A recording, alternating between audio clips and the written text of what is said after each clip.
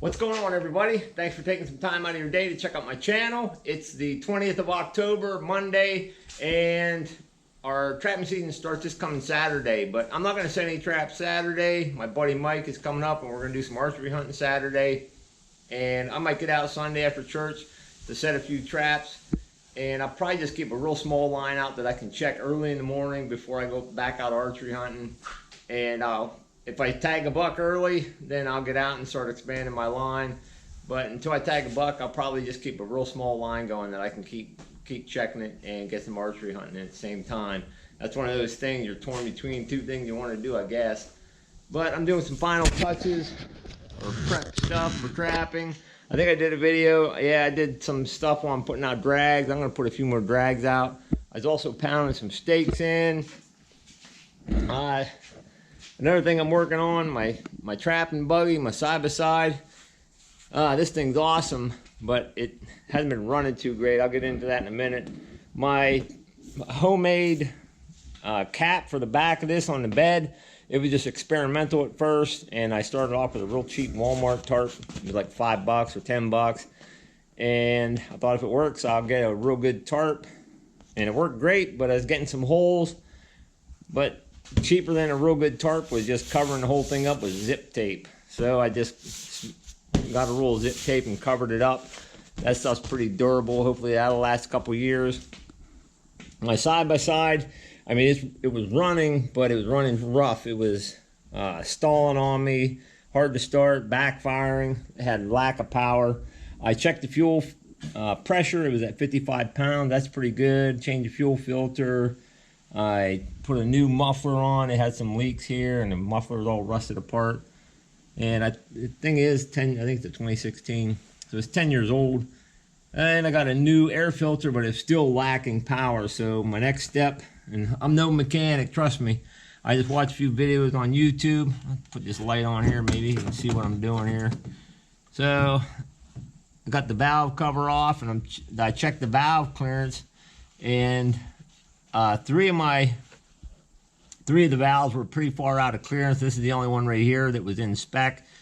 And so I had to get 3 new buckets, and lo and behold, these ones are discontinued.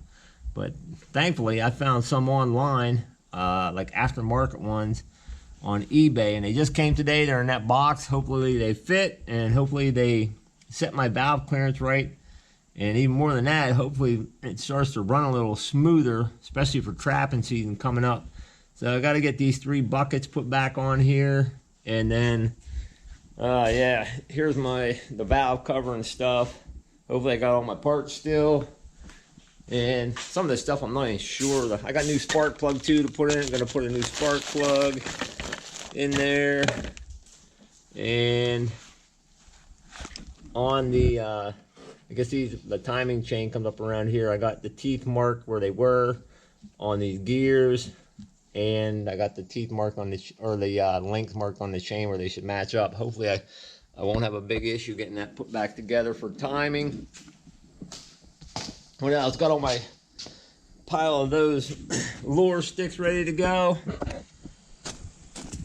I was watching a video, or somebody commented, I think it was Port Royal Trapper, that he's had trouble with like mice digging sticks and stuff out of holes. I've had more problems with sheep's wool than that. I haven't used sheep's wool in a while because it was constantly getting yanked out by mice. But I got most of my, or not most of them, I finished boiling and waxing all my traps. I put most of them are in buckets up underneath that little lean-to right there. I got to get these in the buckets. So my dye pot's up there.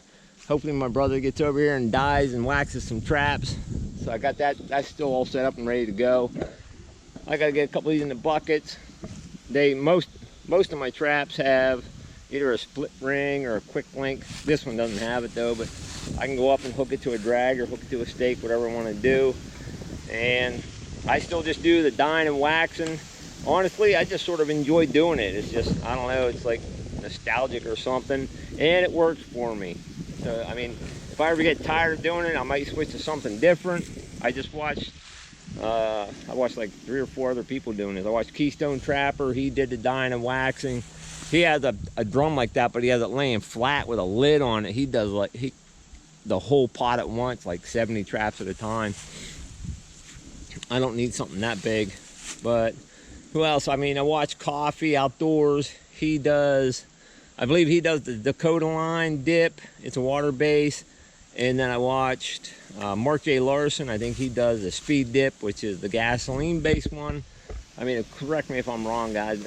I mean, and those guys do well with what they do. I mean, I'm not trying to promote one way or the other. I mean, find a way you like doing it. I mean, if you like dipping them or waxing them, whatever. I mean, it's just good to get your traps protected. And most of the ones, like from last year, that I didn't use or they didn't get beat up by an animal, I just rinsed them off and let them go. I don't re-wax traps and stuff. I don't clean the wax off like from year to year. I mean, if I caught an animal in them, I re-dye them and wax them. Or if they're brand new, like the Dukes I just got. I don't know if there's another Duke. Oh, here's a Duke right here. Didn't take a lot of dye. I still ran through the dye pot, but it had a nice thin coat of wax on it. So mostly, I mean, the most important thing to me is the wax to protect the trap from getting super, super rusty. I still got to decide. I'm gonna make my wax dirt up. I got the wax and I got the dirt. I'll have to spend a day doing that. And that's about it. I mean, I'm anxious to get out trapping for sure, but I'm also anxious to get out and do some more archery hunting. End of October, early November, that's the best time to be in the woods, for me anyways. I mean, it's awesome. The rut's starting to come on and stuff. It's just a fun time to be out in the woods. But until then, I hope you all have a blessed day. Thanks again for watching, everybody. Stay safe.